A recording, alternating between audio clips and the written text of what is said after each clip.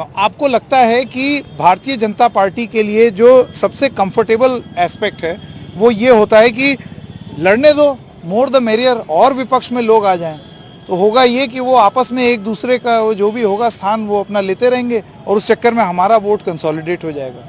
और 2024 के उसमें 24 के एस्पेक्ट में आपको लगता है ये कॉन्फिडेंस है बीजेपी का? बिल्कुल ये है कॉन्फिडेंस कि छितरा उठेगा विपक्ष। बड़ा खूबसूरत सा गाना था वो, हम होंगे कामयाब। मैं 70 बरस पहले भी ये गाना सुनना था और 70 बरस बाद अगर जिंदा रहा तो यही गाना भाजपा वालों से सुनता रहूंगा कि हम होंगे कामयाब। वो कब होंगे ये शायद ये सवाल क्वेश्चन के तौर पर अभी भी नजर आएगा। किस संदर्भ में आप कह रहे हैं? मैं इस संदर्भ में कह रहा हूँ कि वो मुद्दे वो है ही नहीं, मुद्दे वो गौड़ हो गए, वो पीछे चले गए जो मुद्दे हुआ करते थे। यहाँ पर वही जैसा मैंने पहले कहा कि वो बाइपोलर करके और तमाम विपक्षी पार्टियों को आपस में लड़ा दो और हमारा काम हो जाए, बस यही एक। आपको लगता है ये एक स्ट्रेटेजी रहती है जिसमें विपक्ष आ भी गया है और फंस भी गया है? बिल्कुल, ये आप संगठित ही नहीं हो पा रहे हैं। बिल्कुल संगठित तो नहीं हो पा रहे हैं और बार बार कोई ना कोई ऐसी चीज डाली जाती है जिससे विपक्ष टूटे। आप याद करिए 5वें चरण के चुनाव में अमित शाह जी ने कहा आकर के कि मायावती बहुत अच्छा चुनाव लड़ रही हैं। ये कौन सी स्ट्रेटेजी थी? ये स्ट्रेटेजी कौन सी थी? उनको आके 5वें चरण में ये याद दिलाना पड़ा कि मायावती बहुत अच्छा लड़ रही। पहले चरण में ये क्यों नहीं याद था? क्योंकि पहले 5 चरण में उनकी स्ट्रेटेजी दूसरी थी, छठे 7वें में दूसरी थी और वो पूरी उनकी काम कर गई।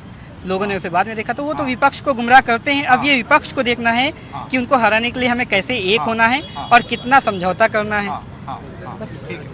नमस्कार, आपका बहुत बहुत स्वागत है। मैं सबसे पहले तो आपको बधाई, आप जीत गए, लेकिन आपकी पार्टी सफल नहीं हो पाई।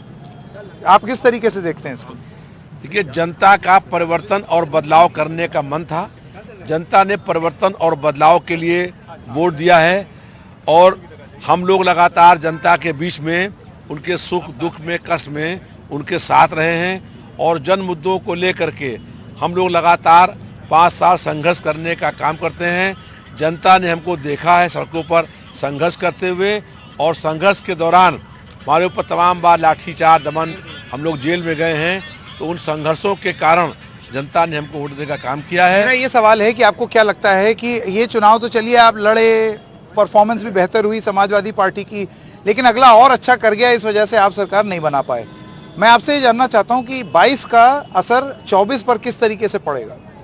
देखिए, अब हम लोग जो है ये प्रयास करेंगे कि गैर भाजपाई जो पार्टियां उनको मिला करके चुनाव लड़ेंगे और हमें पूरी उम्मीद है कि 2024 में अगुवाई कौन करेगा? देखिए, ये ख्याल जो है ये कई बार लोगों के मन में आ चुका है, लेकिन उसमें होता क्या है कि हर आदमी जो है वो नेता बनना चाहता है कि कोई भी इस तरीके का जो संगठन बनेगा। अब जैसे अखिलेश जो है वो 12-14% की बढ़त उन्होंने हासिल की है, वो भी चाहेंगे कि एक प्रमुख भूमिका निभाएं। तृणमूल कांग्रेस की ममता बनर्जी भी चाहेंगी, कांग्रेस पार्टी मुख्य विपक्ष की भूमिका निभाना चाहेगी। विवाद नहीं है, आम आदमी पार्टी अभी पंजाब जीत के, कोई विवाद नहीं है। हम लोगों को उत्तर प्रदेश में 3 करोड़ वोट मिले हैं। 3 करोड़ जनता ने अखिलेश यादव जी को अपना वोट देने का काम किया है, इसमें कोई विवाद नहीं है। सब पार्टियां मिल करके, आम आदमी पार्टी हो, ममता बनर्जी हो, जो छोटी सारी पार्टियां हैं, वो हम सब लोग मिल करके चुनाव लड़ेंगे और 2024 में सरकार हम लोगों की होगी और 2024 में